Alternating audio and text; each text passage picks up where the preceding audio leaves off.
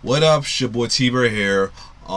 This following video you about to watch was recorded this past week as my main channel was on lockdown due to a active community strike, meaning that I couldn't upload any videos for a whole week. And I'm uploading. Most of them has been uploaded to my backup page, T-Bird DJ Backup, and I will have the date of when these videos was uploaded next to the video title as well too. So any events that happened this past weekend, these videos were recorded before that, such as Royal Rumble and anything else that happened, as well as Power. So hopefully you enjoy the video.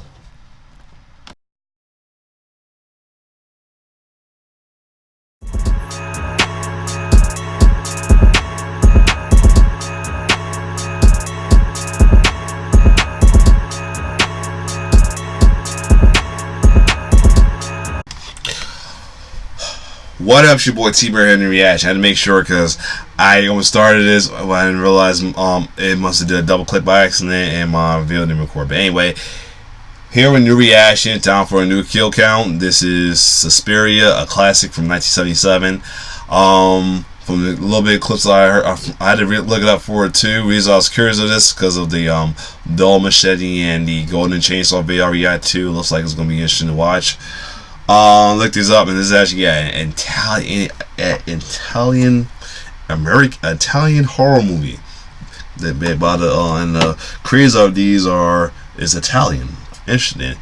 So anyway, very interesting. Check this out, especially since also I found out you saw my reaction that A$AP Rocky and Tyler the Creator used to sample some of the songs from this for my favorite track off of the A$AP Mob album. The song called Telephone Call with Playboi Carti. Oh, that's my shit right there. So I'm probably gonna use that as my instrumental. That's my intro for the song, for this kill count. But anyway, without further ado, this is the second last of the second batch of the kill counts. I got one right there, which is Terror Train. So without further ado, let's get it. I can't talk sometimes. You already know that. I suck at talking. But anyway, let's get it going.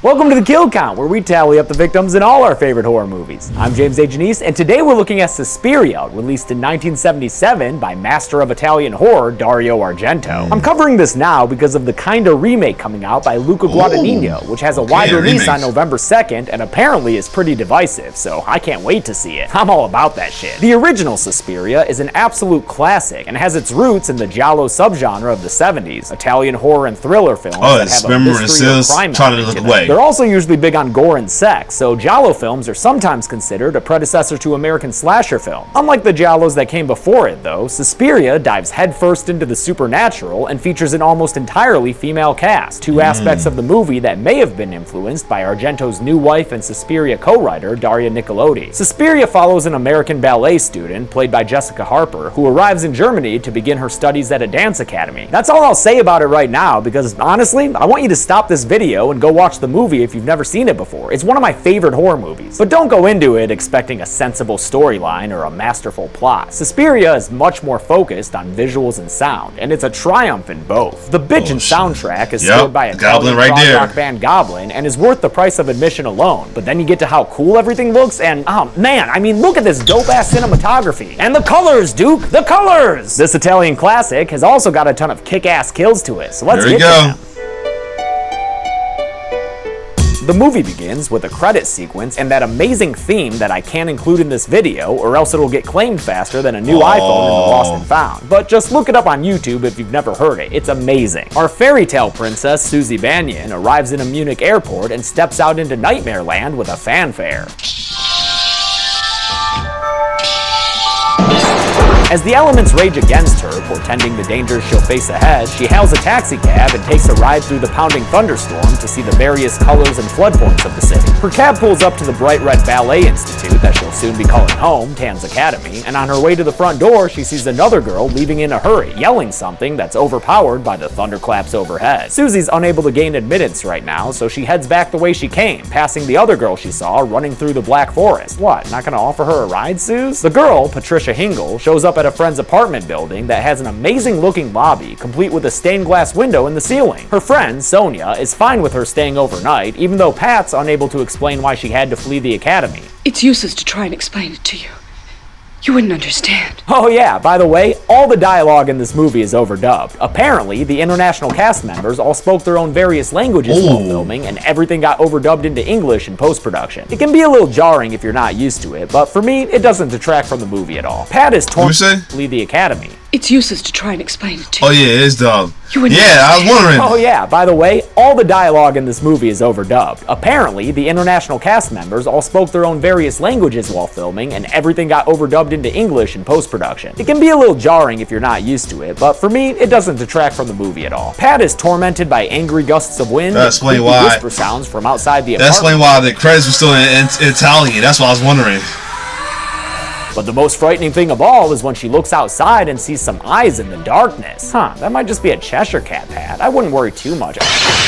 Oh shit. Oh shit, never mind. We've got a nasty hairy arm grabbing Pat's head and smushing it against the window. As Sonia tries to get help from her neighbors, Pat's head is shoved through the glass window, and then she gets stabbed while on the balcony? Where the fuck is she right now? I guess she's in Stab City. Stab City, because that's what keeps happening to her as she flies around inside this cage. Damn, she like the mayor of shit. The murderer grabs a cable and ties it around her body, then stabs her a few more times for good measure, including, get this, straight through her nose and beating heart. Wow, that thing's like a pulsating sirloin steak. Pat's death finally comes after her head crashes through the stained glass skylight Sonia sees when she gets down to the lobby. We get what's perhaps the movie's most iconic scene when Pat's body crashes through the window, the cable tied around her body coming undone just enough to unfamiliar with this movie before, you'll now start to notice the shot of Pat's hanging body referenced all over the place. And Pat's death isn't the only one we get in this sort of cold open, because down on the ground, right near Pat's own puddle of blood, is Sonia's body, killed shrapnel, with a particularly large piece of glass bifurcating her face. Fuck yeah, Giallo movies! The next day, Susie arrives at the academy and meets an instructor named Miss Tanner, this tiger shark in heels who always looks like she's about to break her own teeth from smiling too hard. Tanner introduces Susie to Madame Blanc, the headmistress of the academy, played by Joan Bennett in her final film role ever. But Madame Blanc is only second in command here. The top dog, the directress of the academy, is unfortunately out of town right now. I offer you our academy's official welcome in the name of our directress, who unfortunately is not here at the moment. She's traveling abroad. Tough time to be gone, what with Pat's disappearance and these detectives at the school investigating it. But don't get too attached to these dudes, they only have a couple of lines, and after this scene, they're never even heard from again. These cops and their fancy logic don't belong in this nightmare fairy tale. Instead, the academy is chock full of creepy characters who Susie's gonna have to keep an eye out for. For instance, there's Madame Blanc's creepy little nephew Albert, who looks like he's about to go up a hill to fetch a pail of water. And here's Pablo's, a handyman who the staff is not super nice to. He's really ugly, isn't he? Don't be afraid to say so. Yeah, Italian Jaws, you ain't got no alibi. Get out of here, you ugly fuck. Susie is taken to a locker room where all the other dancers are waiting with judgmental looks. The sultry one, striking an Angelina Jolie pose, is Olga, who it turns out will be Susie's roommate at an apartment downtown. She immediately establishes herself as a mean girl frenemy towards Susie and another dancer, Sarah. I once read that names which begin with the letter S are the names of snakes. Jeez, get a room already. Oh wait, you've got one. Olga's bitchin' bachelorette pad is dope as hell, and Susie is lucky to be living there. Like, what is that hourglass lamp? It's awesome. Way better than living at the school like some of the other dance students. After a class, Madame Blanc does offer Susie a room at the academy so she can live there as well, but Susie politely declines. Guess it wasn't polite enough to avoid the wrath of Miss Tanner, though. I had no idea you were so strong-willed. I see that when you make up your mind about something, nothing will change it for you. My compliments. But you can't really blame Susie. Who would want to live in this building when you've got weirdos like Albert and his nanny staring you down in the hallway and flashing sunlight in your eyes? What the fuck, lady? Don't you know Susie's allergic? At least she must be, because after getting Manfred manned by the nanny, she can barely keep herself up during her next class at the academy. I'm not a dancer or anything, but I'm pretty sure you're not supposed to look like you're doggy paddling through the air. Eventually, she collapses to the ground and some red paint comes out of her nose and lips. Is that candy apple or more of a fire engine red? I don't know, I'm not an artist either. To treat her mysterious illness, the ladies of the academy put her in a room and, well, kind of looks like they're waterboarding her, but I guess they're just trying to make sure she stays hydrated. You look better already. You've even got color back in your cheeks. Color in her cheeks? Lady, look around you. There's freaking color everywhere. In any case, Susie's belongings have been moved out of Olga's apartment and into this room, so it looks like she's going to be staying at the academy after all, even though she would still prefer to live off campus. Chin up, Susie. The academy's doctor, Professor Vertigast, has a great prescription for you to get better. A glass of red wine with each meal. It works miracles. Hell yeah, get shwasted, Suze. Doctor's orders. The good news about Susie's new rooming arrangement is that she has Sarah as a next-door neighbor. The bad news is that there's something creepy-crawly about this place, as she discovers while combing her hair. What's that you just found there, Susie? Oh, it's a maggot. Maybe it's just the one, though. I'm sure there's no, your comb is fucking full. These things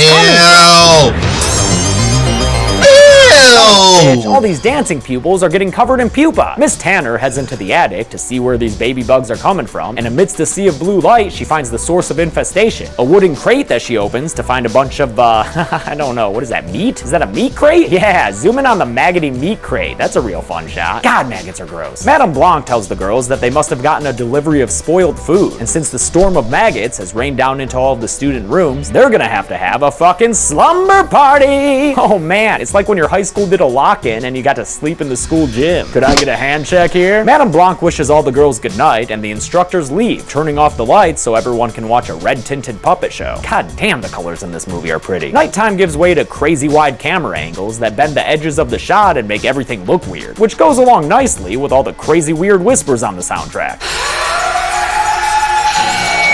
Against this backdrop, a striking figure takes her place in bed behind where Susie and Sarah are lying. The mysterious person begins to snore very loudly, which awakens Sarah from her slumber. She wakes up Susie, and they come to the conclusion that their sleep apnea-afflicted friend back there must be the directress of the academy. The staff was lying about her being out of town. Sarah can tell it's the directress from her snoring, which she had heard previously in another weird experience. She tells Susie all of this in a very intimate close-up. So I know she's the directress. She's behind that sheet. The next morning, the Academy's pianist Daniel shows up for another average day of tickling them keys. Daniel is blind and thus has a seeing eye dog that he leaves tied up outside the school while he's at work. But today, Albert and his nanny are approaching the dog in a really strange way. And after the camera cuts inside, we hear the dog snarling and Albert screaming his little Aryan head off. Miss Tanner interrupts a very jumpy dance session to yell at Daniel, telling him that his dog bit a big old chunk out of poor little Albert. Daniel is incensed at the accusation that his pup is not a good boy, and Tanner tosses him and his cane out of the academy. It's definitely humiliating for the poor dude, but at least he doesn't have to see Miss Tanner's creepy smile. Get out! Get out of here! Good riddance! Apparently Susie is still on that wine and no calories diet, which is why she's suburban mom drunk that night when Sarah stays over with her and tries to listen to the traffic patterns of the instructors in the hallway to figure out where they go every night after supper. I don't think they're leaving the school. What? What did you say? Yeah, I don't know either, Sarah. That was more slurry than a Mark Twain novel. Before Susie can clarify anything, though, she passes out like a fucking freshman. Learn to hold your wine, girls. Yo, you know who could drink Susie under the table? These leader bros in having a tabletop group dance in a bar that Daniel's chilling at. He leaves the bar to head home with his faithful dog leading the way, but as soon as that kick-ass goblin theme starts playing, you know something spooky gonna happen. It's another sequence made unforgettable by the striking imagery and how straight up bizarre it is. Daniel and his dog walk into the middle of this giant public space, which in real life is Königsbad Square, a place in Munich where Nazis held rallies and book burnings. Makes sense, this place definitely has that severe Nazi aesthetic going on. Daniel's dog starts going nuts and he begins to suspect that someone is around them, even though we can see that he's all by himself in the middle of this big open space. He should be plenty safe. But then there are some push-ins on a gargoyle statue and a swooping POV shot with fluttering sound effects. Some shadows cast on one of the buildings there almost begins to look like a pack of witches on broomsticks, but we never see anything tangible before Daniel's dog suddenly attacks him out of nowhere. He knocks him to the ground and tears his throat out. The only response to the act, these two imposing buildings. We get more red paint looking blood coming out of Daniel's mouth, but if you want more than that, here you go. There's some real good meaty stuff that the dog tears from his face just off screen. The kill only ends when a couple of police officers rush to the crime scene and chase the dog away. That's a bad dog, right? Susie meets with Madame Blanc because she's weirded out by all the deaths going on, and she tells the headmistress that when she saw Pat Hingle in the rain that night, she heard her say two words on her way out the door. Secret and irises. Madame Blanc says she'll let the police know, but I wouldn't trust her, Suze. Ever since you got here, she's been casting dark shadows all over the place. Sarah gets upset at Susie for talking to Madame Blanc because I guess she was Pat's friend and doesn't want to be placed under suspicion. I'm not entirely sure. I'm just sitting here wondering why Susie's going swimming in a t-shirt. What, you ain't got no swimsuit, girl? The story gets away from me even further when Sarah says that she has notes that Pat left her and that she'll share them with Susie that night. But night comes and Susie's white girl wasted again. And even worse, the notes are missing from Sarah's room. Apparently someone stole them from her. And I'm still not entirely sure what those notes are all about, but at least this scene gives us our first outright indication of what's really going on. Susie, do you know anything about witches? With that, Susie's down and out, so Sarah is left on her own to investigate the footsteps and chattering she hears in the hallways outside their room. After everything turns a Wicked Witch green, Sarah goes into the red-tinted hallways and winds up climbing into the attic, which is a moody sort of blue. All three primary colors of light in a matter of minutes. Good work, Argento. She gets attacked by a switchblade and ends up crashing through a couple of candy glass windows before taking refuge behind a door that she latches shut. But when her assailant goes to lift the latch up with her blade, Susie backs away in horror and cowers into a crumple. The only way out of this room seems to be through a small box window at the top of the wall, so as her attacker continues trying to get in, come on, it shouldn't be that hard, dude, it looks pretty damn simple. Sarah climbs a tower of suitcases and fits her way through the window. She ends up in a weird small room with a door right in front of her, but when she hops down a ledge to get to it, she ends up entangled in a bunch of razor wire. Oh shit! Eat your beating heart out. Sarah tries to reach the door, but she only gets deeper and deeper enmeshed within the wire. Now, granted, the close-ups here show that this wire has no razors or barbs to speak of, but maybe that's why her attacker shows up to finish the job himself with a razor blade across the throat. Susie wakes up and looks for her friend, only to have Miss Tanner tell her that Sarah left the academy that morning. Susie don't buy that shit, so she goes to meet with this dude Frank Mendel, a friend of Sarah's that she had mentioned during their secret whisper swim times. As he wears the hell out of that dope green blazer, he tells Susie what Sarah had been talking to him about before her disappearance. She had discovered that the Tam Academy was founded in 1895 by a certain Helena Marcos, a Greek immigrant, and that the local people believed her to be a witch. Apparently, this Marcos lady, alias the Black Queen, kept getting kicked out of European countries before settling down in Munich and founding the Tanz Academy. She died in a fire in 1905, and that's about it. This scene is mostly just for exposition, and for Dario Argento to get some wicked cool shots around the BMW headquarters building. Before she leaves, though, Susie is introduced to a local witchologist, Professor Milius, who tells her all about covens, saying that if one is deprived of its leader, it becomes like a snake without a head. You know, something you can tread on. That night, full of witching suspicion, Susie takes her usual dinner into the bathroom and flushes it all down the toilet, then spills the wine into the sink where it leaves a bright, stubborn residue. She once again hears footsteps coming from the hallways, but since she isn't all wined up tonight, she's able to count what she hears in order to figure out where the instructors are all going. She creeps through the colorful hallways, counting steps like a marching band member, until she ends up in a chic little boudoir that at first appears to be a dead end. But after a closer look at her surroundings and the wallflowers over there, Susie remembers what Pat Hingle had been saying when she saw her in the rain, lit up by the taxi's one headlight. The secret! I saw behind the door! 3 irises! Turn the blue one! So Susie does what the poorly dubbed lady suggested and turns the blue flower on the wall, which gains her access to a secret door. Talk about flower power. Through that door and behind some blue velvet curtains, Susie ventures deeper and deeper into the Academy's secret passageways. She eventually comes across a clandestine meeting where Madame Blanc is telling everyone around her that they need to make Susie disappear. She must vanish. She must die. Die! Die! Oh, it's okay, Susie. I'm sure she didn't mean it. Then again, she does take a drink of something and starts screaming out a spell. Susie has a reaction to it that little fucker Albert notices, so it looks like her secret spy mission is about to be blown. On her way back out, though, she comes across the body of her dearest Sarah, with pins in her eyes and her wrists nailed down. She leaves the hallway through another door that lands her in a room with a colorful peacock light and the world's loudest snorer sleeping behind a curtain over there. Susie accidentally knocks over the bird with the crystal plume, and the resulting crash wakes up the terrifying directress of Tanz. Who is it? Who's there? I've been expecting you. The American girl. Yeah, dude, Helena Marcos is freaking scary, man, and she laughs as Susie picks up a piece of that broken bird to use as a weapon. Her taunting only grows worse after Susie goes to attack the head witch in charge and finds nothing in her place. You wanted to kill me.